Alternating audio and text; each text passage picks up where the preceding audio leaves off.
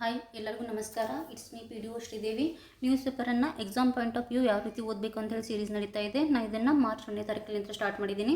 ಇವತ್ತು ಮೇ 20ರಂದು ನೋಡ್ತಾ ಇದ್ದೀನಿ. ಇಲ್ಲಿ ನಾನು ಪ್ರಜಾವಾಣಿ ನ್ಯೂಸ್ ಪೇಪರನ್ನು ಅನಲೈಸಿಸ್ ಮಾಡ್ತಾ ಇದ್ದೀನಿ. ಓಕೆ, ವರ್ಷ 3 ಹರ್ಷ ಜೋರು ಅಂತೇಳಿ, ಅಂದರೆ ಇವಾಗ ಪ್ರೆಸೆಂಟ್ ಯಾವುದಿದೆ ಕಾಂಗ್ರೆಸ್ ಸರ್ಕಾರ ಏನೋ ಅದು ಸರ್ಕಾರ ಪರ್ಮಿಷನ್ ಮಾಡಿ 3 ಇಯರ್ಸ್ ಆಗಿದೆ. ಸೊ ಅದರದ್ದು ಸೆಲೆಬ್ರೇಷನ್ ನಡೀತಾ ಇದೆ. ಓಕೆ, ಮತ್ತೇನಿಲ್ಲ. ವ್ಯಗ್ರ ನಾಯಕಲ್ಲಿ ಸುಪ್ರೀಂ ಅಂತೇಳಿ, ಅಂದರೆ ಇತ್ತೀಚೆಗೆ ಬೀದಿ ನಾಯಿಗಳ ಹಾವಳಿ ಜಾಸ್ತಿ ಆಗಿದೆ. ಮತ್ತು ಅದು ಬೀದಿ ನಾಯಿಗಳ ಹಾವಳಿಗೆ ಜಾಸ್ತಿಯಾಗಿ ಅನೇಕ ಜನರು ತಮ್ಮ ಪ್ರಾಣಗಳನ್ನು ಕಳ್ಕೊಂಡಿದ್ದಾರೆ.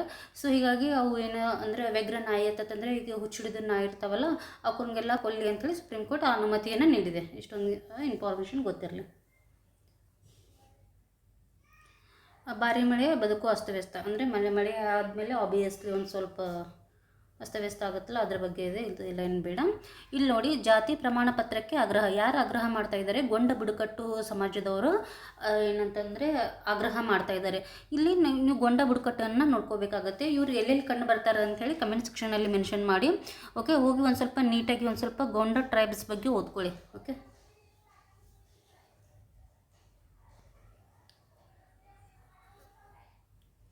ಲೋಕಲ್ ನ್ಯೂಸು, ಲೋಕಲ್ ಅವಾರ್ಡ್ಸು ಇದೆಲ್ಲ ಏನು ಬರಲ್ಲ. ಓಕೆ, ಇದು ಏನಂತಂದರೆ ಜಾಮೀನು ನಿರಾಕರಣೆ ನಿರ್ಧಾರ ಸುಪ್ರೀಂ ಪರಾಮರ್ಶೆ ಸ್ವಾಗತಾರ್ಹ ಅಂಥೇಳಿ. ಅಂದರೆ ಇಲ್ಲಿ ಒಂದು ಆರ್ಟಿಕಲ್ ಬರುತ್ತೆ, ಇಲ್ಲಿ 137 ಆರ್ಟಿಕಲ್. ಈ 137 ಆರ್ಟಿಕಲ್ ಏನಂತಂದರೆ ಸುಪ್ರೀಂ ಕೋರ್ಟಿಗೆ ಒಂದು ಡಿಸ್ಕ್ರಿಷನರಿ ಪವರ್ ಕೊಟ್ಟಿದೆ. ಏನಂತಂದರೆ ತಾನು ನೀಡಿದ ತೀರ್ಪನ್ನು ಅಥವಾ ಯಾವುದೇ ಒಂದು ಆದೇಶವನ್ನು ಮರುಪರಿಶೀಲನೆ ಮಾಡಿಕೊಳ್ಳುವಂತಹ ಒಂದು ಡಿಸ್ಕ್ರಿಷನರಿ ಪವರ್ ಕೊಟ್ಟಿದೆ. ಯಾವುದು? 137 ಆರ್ಟಿಕಲ್. ಇದು ನಿಮ್ಗೆ ಗೊತ್ತಿರಬೇಕು. ಇದು ಅದು ತಂದೆ ಒಂದು ಪರಾಮರ್ಶೆ ಮಾಡ್ತಾ ಇದೆ, ರಿವ್ಯೂ ಮಾಡ್ತಾ ಇದೆ ಅಂತಂದರೆ ಅದು 137 ಆರ್ಟಿಕಲ್ ಅಡಿ ಅಂಥೇಳಿ ಗೊತ್ತಿರಲಿ ನಿಮಗೆ. ಓಕೆ, ಸೊ ಯಾರು PSI ಎಕ್ಸಾಮಿಗೆ ಓದ್ತಿರ್ತಿರಲ್ಲ, ಈ ಒಂದು ಸಂಪಾದಕೀಯನ್ನು ನೀಟಾಗಿ ಓದ್ಕೊಂಡ್ಬಿಟ್ಟು ಅದನ್ನು 1/4 ರೆಡ್ಯೂಸ್ ಮಾಡಿ. ಅದು ನಿಮಗೆ ಪ್ರಿಸೈಸ್ ರೈಟಿಂಗಿಗೆ ಹೆಲ್ಪ್ ಮಾಡುತ್ತೆ.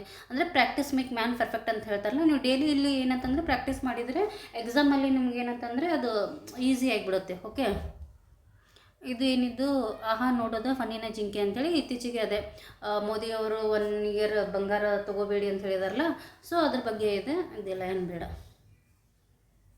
ಇದು ಡಿಸ್ಟೆನ್ಸ್ ಎಜುಕೇಷನ್ದು ಏನು ಕ್ವಾಲಿಟಿ ಎಜುಕೇಷನ್ ಇರಲಿ ಅಂಥೇಳಿ ಹೇಳ್ತಾ ಇದ್ದಾರೆ. ಇಲ್ಲ ಏನು ಬೇಡ. ಸೊ ಇಲ್ಲಿ ನೋಡಿದ್ದು UAPA ಆ್ಯಕ್ಟ್. ಓಕೆ, ಇದ್ರ ಬಗ್ಗೆ ಒಂದು ಸ್ವಲ್ಪ ಏನಂತಂದರೆ ನೀವು ಬೇಸಿಕ್ಕಾಗಿ ತಿಳ್ಕೊಂಡಿರ್ಬೇಕಾಗತ್ತೆ. ಏನಿದು ಅಂತಂದರೆ ಕಾನೂನು ಬಾಹಿರ ಚಟುವಟಿಕೆಗಳ ತಡೆ ಕಾಯ್ದೆ ಅಂಥೇಳಿ ಇದ್ರದ್ದು ಲಾಂಗ್ ಫಾರ್ಮ್. ಇಂಗ್ಲೀಷ್ ಒಳಗೆ ಯಾವುದು ಅಂಥೇಳಿ ನೀವು ಕಮೆಂಟ್ ಸೆಕ್ಷನಲ್ಲಿ ಮೆನ್ಷನ್ ಮಾಡಿ. ಓಕೆ, ಇದು ಏನಂತಂದರೆ ಇದು ಯಾವಾಗ ಜಾರಿಗೆ ಬಂದಿದೆ ಅಂದರೆ 1967ರಲ್ಲಿ. ಓಕೆ, ಅದನ್ನು ತಿದ್ದುಪಡಿ ಮಾಡಿದ್ದು ಯಾವಾಗ? 2004ರಲ್ಲಿ. ಅವಾಗ ಏನು ಮಾಡಿದರು ಅದನ್ನು ಅಂತಂದರೆ, ಈ ಕಾಯ್ದೆಗೆ ಭಯೋತ್ಪಾದಕರ ಸಂಘಟನೆಗಳನ್ನು ಶಿಕ್ಷಿಸುವುದಕ್ಕಾಗಿ ತಿದ್ದುಪಡಿ ತರಲಾಯಿತು. ಯಾವಾಗ? 2004ರಲ್ಲಿ. ಫಸ್ಟ್ ಕಾಯ್ದೆ ಜಾರಿಗೆ ಬಂದಿದ್ದು 1967. ಓಕೆ, 2004ರಲ್ಲಿ ಏನು ಮಾಡಿದರು? ಭಯೋತ್ಪಾದಕ ಮತ್ತು ಭಯೋತ್ಪಾದಕ ಸಂಘಟನೆಗಳನ್ನು ಅಲ್ಲಿ ಸೇರಿಸಿದರು. ಸೊ ಒನ್ಸ್ ಅಗೇನ್ ಮತ್ತೆ 2019ರಲ್ಲಿ ಒಂದು ಏನಂತಂದರೆ ತಿದ್ದುಪಡಿ ಆಯಿತು. ಅಲ್ಲಿ ಏನಾಯಿತು? ಯಾವುದೇ ವ್ಯಕ್ತಿಯನ್ನು ಭಯೋತ್ಪಾದಕ ಎಂದು ಗುರುತಿಸುವ ಅಧಿಕಾರವನ್ನು ಕೇಂದ್ರ ಸರ್ಕಾರಕ್ಕೆ ಇದು ನೀಡಿತು. ಓಕೆ, ಇದಕ್ಕೂ ಮೊದಲು ಸಂಘಟನೆಗಳನ್ನು ಮಾತ್ರ ಈ ರೀತಿ ಗುರುತಿಸುವುದಕ್ಕಾಗಿ ಅವಕಾಶ ಇತ್ತು. ಮೊದಲ ಸಂಘಟನೆಗಳನ್ನು ಗುರುತಿಸುವುದಕ್ಕೆ ಇತ್ತು. 2019ರಲ್ಲಿ ಏನಾಯಿತು? ಒಬ್ಬ ವ್ಯಕ್ತಿಯನ್ನು ಸೇರಿಸುವುದಕ್ಕೆ ಅವಕಾಶ ಮಾಡಿಕೊಡ್ಲಾಯಿತು ಅಂತ ಹೇಳೈತಿ. ಇದರದ್ದು ಮಿಸ್ಯೂಸ್ ಆಗುತ್ತೆ ಅದು ಇದು ಅಂತ ಹೇಳಿಲ್ಲ ಏನು ಆರ್ಟಿಕಲ್ ಬಂದಿದೆ. ಹೋಗಿ ನೀಟಾಗಿ ಒಂದು ಸ್ವಲ್ಪ ಇದ್ರ ಬೇಸಿಕ್ ತಿಳ್ಕೊಳ್ಳಿ ನೀವು. ಓಕೆ, ಈ ಆ್ಯಕ್ಟಿಂದ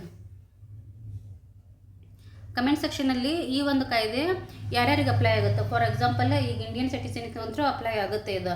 ಅದೇ ರೀತಿ ಫಾರಿನರ್ಸಿಗೂ ಈ ಒಂದು ಆ್ಯಕ್ಟ್ ಅಪ್ಲೈ ಆಗುತ್ತಾ ಅಂಥೇಳಿ ಕಮೆಂಟ್ ಸೆಕ್ಷನಲ್ಲಿ ಮೆನ್ಷನ್ ಮಾಡಿ. ಓಕೆ,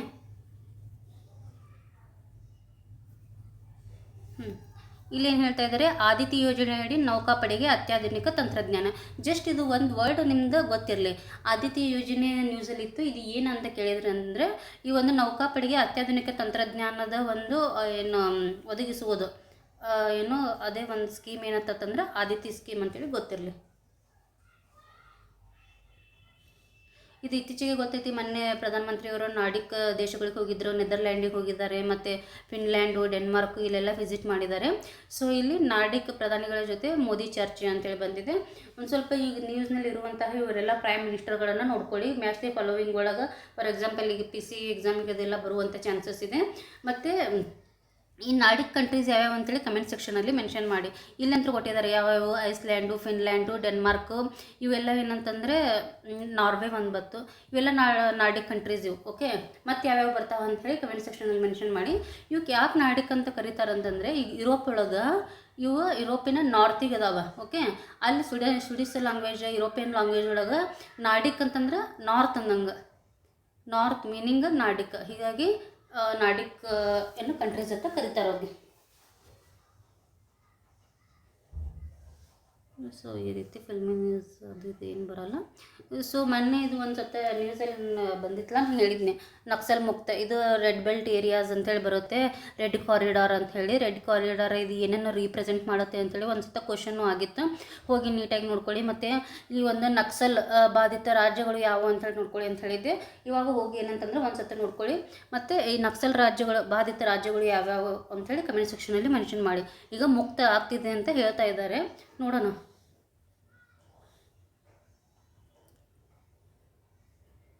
ಸ್ಪೋರ್ಟ್ಸ್ ನ್ಯೂಸಲ್ಲಿ ಏನು HYT ಇದಿಲ್ಲ.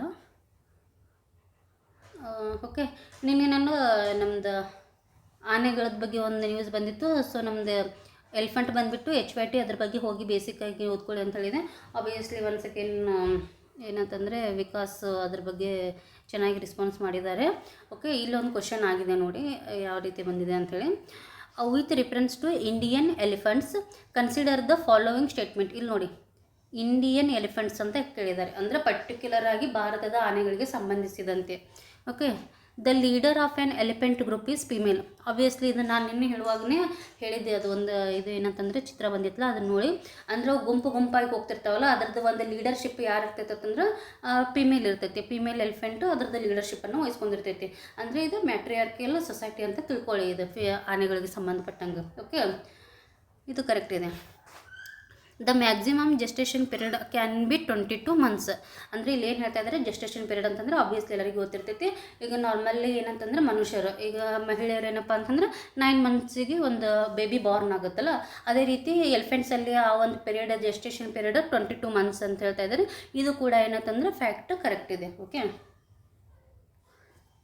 an elephant can normally go on calving till the age of 40 years only ಅಂತ ಹೇಳ್ತಾ ಇದ್ದಾರೆ. ಓಕೆ, ಅಂದರೆ ಇಲ್ಲಿ ಏನು ಹೇಳ್ತಾ ಇದ್ದಾರೆ ಅಂತಂದರೆ, ಕಾಲ್ವಿಂಗ್ ಅಂತಂದರೆ ಮೀನಿಂಗ್ ಏನಂತಂದರೆ ಅವು ಮರಿಗಳನ್ನು ಹಾಕ್ತಾರಲ್ಲ, ಆ ಮರಿಗಳನ್ನು ಹಾಕೋದು 40 years ಮಟ್ಟ ಅಂತ ಅಷ್ಟೇ ಹೇಳ್ತಾ ಇದ್ದಾರೆ. ಆ ರೀತಿ ಏನಿಲ್ಲ, ಇದು ತಪ್ಪಾಗಿದೆ. ಅವು 18 ವರ್ಷಲಿಂದ ಅವ್ರದ್ದು ಅಡಲ್ಟ್ಹುಡ್ ಸ್ಟಾರ್ಟ್ ಆಗುತ್ತೆ. 70 ವರ್ಷ ಮಟ್ಟ ಅವ್ರದ್ದು ಯೂಶ್ವಲಿ ಒಂದು ಲೈಫ್ ಟೈಮ್ ಪೀರಿಯಡ್ ಇರುತ್ತೆ. ಸೊ ಅಲ್ಲಿ ಅವು ಒಂದು ಸ್ವಲ್ಪ ಮರಿಗಳನ್ನು ಹಾಕ್ತಾವೆ. ಓಕೆ, ಏನು ಫ್ಯಾಕ್ಟ್ ತಪ್ಪಾಗಿದೆ. Among the States in India the highest elephant population is in Kerala. Okay, ನಿನ್ನೆ ಆದರೂ ನಾನು ಹೇಳಿದ್ದೆ ಕ್ಲಾಸಲ್ಲಿ, ಅತಿ ಹೆಚ್ಚು ಆನೆಗಳನ್ನು ಹೊಂದಿರುವ ರಾಜ್ಯ ಯಾವುದು, ನಮ್ಮದು ಕರ್ನಾಟಕ ಅಂಥೇಳಿ. ಸೊ ಇದು ಕೇರಳ ಅಲ್ಲ. ಸೊ ಯಾರು ಒಂದು ಸ್ವಲ್ಪ ನೀಟಾಗಿ ನಾವು ಯಾವ್ದು ಹೋಗಿ ಅಲ್ಲಿ ಒಂದು ಸ್ವಲ್ಪ ಸ್ಟಾರ್ಟಿಗೆ ಕೂತ್ಕೊಳ್ಳಿ, ಅಲ್ಲಿ ವರ್ಕ್ ಮಾಡಿ ಅಂತ ಹೇಳಿರ್ತಿಲ್ಲ, ನೀವು ಮಾಡಿದರೆ ಈ ರೀತಿ ಕ್ವಶನ್ ಸಾಲ್ವ್ ಮಾಡುವಾಗ ನಿಮ್ಗೆ ಅದು ಹೆಲ್ಪ್ ಆಗುತ್ತೆ. ನಿಮಗೂ ಒಂದು ಕಾನ್ಫಿಡೆನ್ಸ್ ಬರುತ್ತೆ, ನಂದು ಪ್ರಿಪ್ರೇಷನ್ನ ಒಂದು ಪ್ರಾಪರ್ ವೇ ಒಳಗೆ ಇದೆ ಅಂಥೇಳಿ ನಿಮಗೂ ಏನಂತಂದರೆ ಒಂದು ಸೆಲ್ಫ್ ಕಾನ್ಫಿಡೆನ್ಸ್ ಬರುತ್ತೆ. ಓಕೆ, ಈಗ ಎಕ್ಸಾಮಲ್ಲಿ ಯಾರೇ ಕೇಳಿ ನೀವು ಒಂದು consistency is the key to success ಅಂತ ಹೇಳ್ತಾರೆ. ಓಕೆ, ನೀವು ನನ್ನ ಕ್ಲಾಸೇ ನೋಡಿ, ಯಾರದೇ ನೋಡಿ ಒಂದು ಡೈಲಿ ಫಾಲೋ ಅಪ್ ಮಾಡಿ. ಓಕೆ, ಯಾರದೇ ನೋಡಿದ್ರು ಮತ್ತು ಯಾರು ಕರೆಕ್ಟ್ ಹೇಳ್ತಿರ್ತಾರಲ್ಲ, ಏನು ಓದಬೇಕು ಏನು ಓದಬಾರ್ದು ಅನ್ನೋದು ಮೊದಲು ನಮ್ಗೆ ಗೊತ್ತಾಗಬೇಕು. ಇಲ್ಲಿ ನಮ್ದು ಅದೇ ಪ್ರಯತ್ನ ನಡೀತಿರೋದು. ಏನು ಹೈ ಇಲ್ಡಿಂಗ್ ಟಾಪಿಕ್ ಅದಾವಲ್ಲ ಅದನ್ನಷ್ಟೇ ನಾನು ಹೇಳ್ತಿರೋದು. ಮತ್ತು ಅದು ಇಂಟಿಗ್ರೇಟೆಡ್ ಅಪ್ರೋಚ್ ಅದು, ಅಂದರೆ ಕರೆಂಟ್ ಅಫೇರ್ಸನ್ನು ನಾವು ಕರೆಂಟ್ ಅಫೇರ್ಸ್ ಆಗಿ ಮಾತ್ರ ನೋಡಬಾರ್ದು, ಇಂಟಿಗ್ರೇಟೆಡ್ ಅಪ್ರೋಚ್ ನಂತರ ಓದಿದಾಗ ಮಾತ್ರ ಅದು ಹೆಲ್ಪ್ ಆಗುತ್ತೆ. ಓಕೆ, ಈಗ ನಿನ್ನೆ ಏನೈತಿ ಆಯಿತು, ಸಾಕಾಣೆಗಳ ಒಂದು ಕಾದಾಟಕ್ಕೆ ಒಬ್ಬರು ಮಹಿಳೆ ಸತ್ರು ಅಂಥೇಳಿ, ಅಲ್ಲಿ ಅದನ್ನು ಓದ್ಬಿಟ್ಟಿದ್ರೆ ಆಯಿತು, ನಿಮ್ಗೆ ಅದು ಏನಂತಂದ್ರೆ ಅಲ್ಲಿ ರಿವಿಷನ್ ಆಗ್ತಿದ್ದಿಲ್ಲ. ಹೋಗಿ ಅಲ್ಲೊಂದು ಸ್ವಲ್ಪ ಆನೆಗಳದ ಬಗ್ಗೆ ಓದ್ಕೋಬೇಕು. ಈಗ ಎಲ್ಲನೂ ಬಂದಿರ್ತೈತಿ, ಎಲ್ಲನೂ ಇಂಪಾರ್ಟೆಂಟ್ ಆಗಂಗಿಲ್ಲ. ಸೊ ಯಾವ್ದು ಇಂಪಾರ್ಟೆಂಟು, ಯಾವ್ದು HYT ಅಂತ ಹೇಳಿ ನಾನು ಏನಂತಂದ್ರೆ ಅದನ್ನು ವರ್ಕ್ ಮಾಡಿ ನಿಮ್ಗೆ ಇಲ್ಲಿ ಕ್ಲಾಸಲ್ಲಿ ಹೇಳ್ತಾ ಇದ್ದೀನಿ. ಓಕೆ, ಆಲ್ರೆಡಿ ನಾನು PDO ಆಗಿ ವರ್ಕ್ ಮಾಡ್ತಾ ಇದ್ದೇನೆ.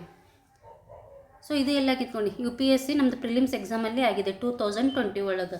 ಓಕೆ, ಇದು ಒಂದು ಸ್ವಲ್ಪ ಡೆಪ್ತ್ ಐತಿ, ಬಟ್ ಏನು ನೀವೇನು ಅದರದ್ದು ಓಕೆ ಇಷ್ಟು ಡೆಪ್ತ್ ಕೇಳಿದಾರಲ್ಲ ಅಂತ ಹೇಳಿ ಏನು ವರಿ ಮಾಡ್ಕೊಳ್ಳೋದೇನಿಲ್ಲ. ಕ್ವಶನ್ ಪೇಪರ್ ಸಾಲ್ವ್ ಮಾಡಿದಾಗ ಏನಂತಂದರೆ ಹೆಲ್ಪ್ ಆಗುತ್ತೆ. ಸೊ ಓಕೆ, ಈಗ 4 ಪಾಯಿಂಟ್ಸ್ ನಿಮ್ಗೆ ಗೊತ್ತಾದವು ಇದ್ರೊಳಗೆ. ಓಕೆ, ಇದರಲ್ಲಿಂದ ಎಲ್ಲೋ ಒಂದು ಆಪ್ಷನ್ ಎಲಿಮಿನೇಷನ್ಗೆ ಏನೋ ಒಂದು ಹೆಲ್ಪ್ ಆಗುತ್ತೆ. ಮತ್ತು ಈ ಟಾಪಿಕ್ ನಮಗೆ HYT ಅಂತೇಳಿ ಗೊತ್ತಾಗುತ್ತೆ. ಎಲ್ಲೇ ಒಂದು ಸ್ವಲ್ಪ ಆನೆಗಳ ಬಗ್ಗೆ ಒಂದು ನ್ಯೂಸನ್ನು ನೀವು ಓದಿದಾಗ ನಿಮ್ದು ಏನಿರ್ತಂದ್ರೆ ಕಾನ್ಸಂಟ್ರೇಷನ್ ಕೊಟ್ಟು ನೀವು ಅಲ್ಲಿ ಓದ್ತಿರೋವಾಗ. ಓಕೆ, ಸೊ ಆನ್ಸರ್ ಬಂದುಬಿಟ್ಟು 1 and 2. ಓಕೆ, ಆಯಿತು. ನಾನು ಯಾವ ಹೇಳಿದನಿಲ್ಲ ಒಂದು ಸ್ವಲ್ಪ ಹೋಗಿ ನೀಟಾಗಿ ಅದರದ್ದು ಸ್ಟಾಟಿಕ್ ಓದ್ಕೊಳ್ಳಿ, ನಿಮ್ಮದೇ ಆದಂತಹ ನೋಟ್ಸ್ ಮಾಡ್ಕೊಳ್ಳಿ ಆ ಟಾಪಿಕ್ಸ್ ಮೇಲೆ. Okay, thank you one and all.